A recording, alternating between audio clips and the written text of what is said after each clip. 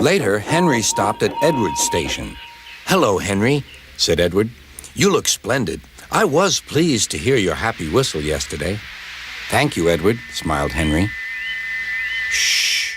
Can you hear something?" "It sounds like Gordon," said Edward, "and it ought to be Gordon. But Gordon never whistled like that." It was Gordon.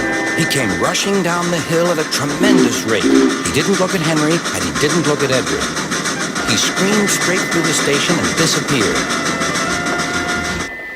"Well," said Edward. "It isn't wrong," chuckled Henry, "but we just don't do it." And he told Edward what Gordon had said.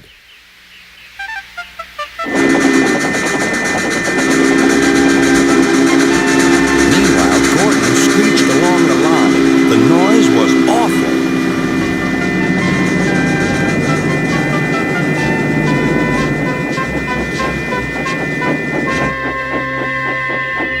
At the station, everyone covered their ears. Sir Topham Hatt covered his ears, too.